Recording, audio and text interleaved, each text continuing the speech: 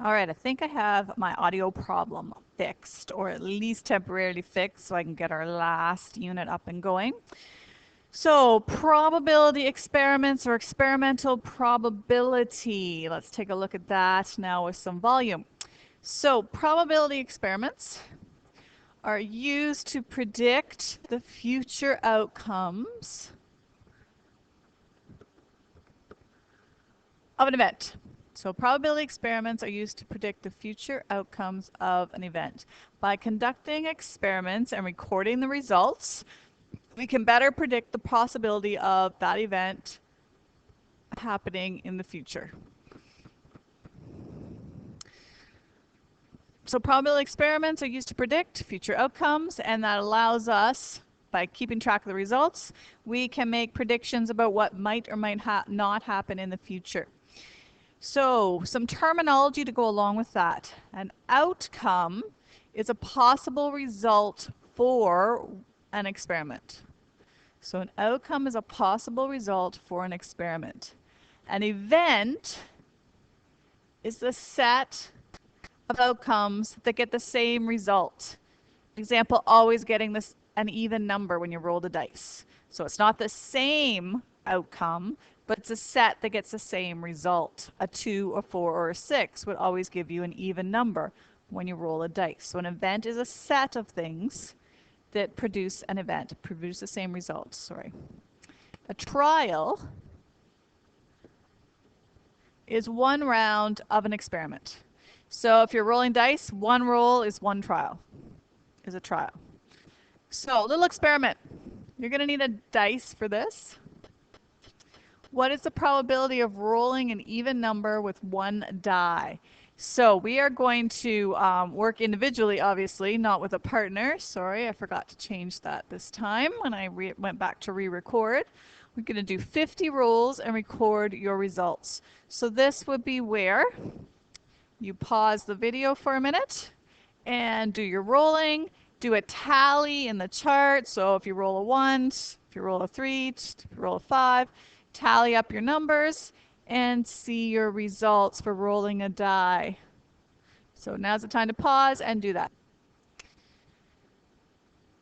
So I'm going to assume you've gotten your rolls all done. You've rolled your dice 50 times. I did as well. I'm not going to record all my tallies, but my totals were, I got 23 odd results and 27 even.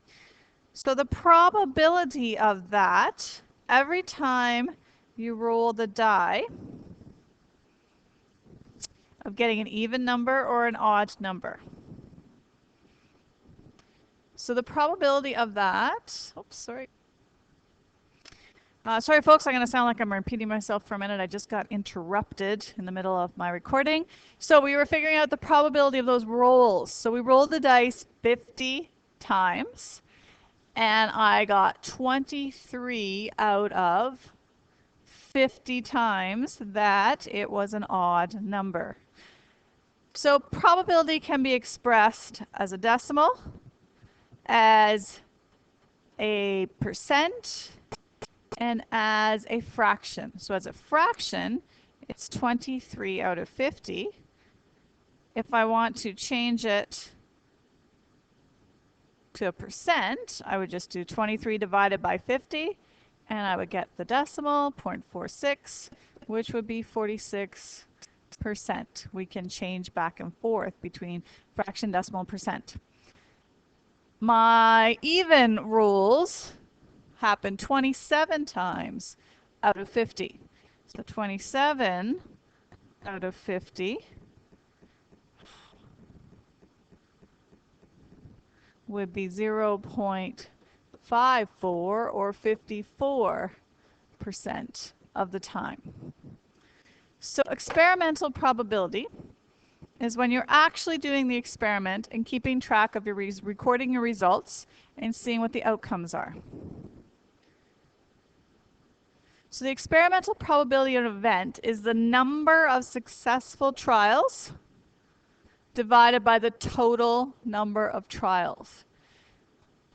So experimental probability for an event In my dice, I took the number of times I got the odd number result and I divided by the total number of times I rolled the dice. That's experimental probability.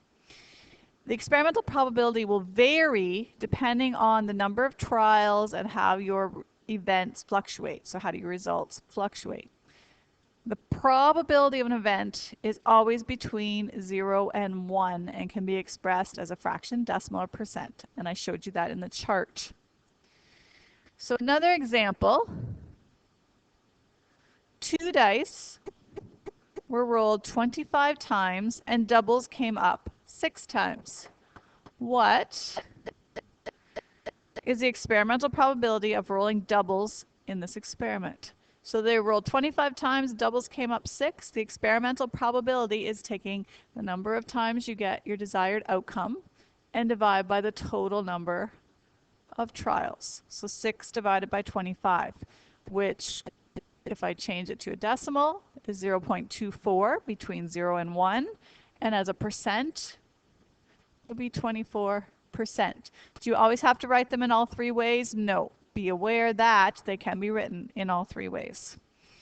All right, and a coin. Coin was tossed and heads came up 44% of the time.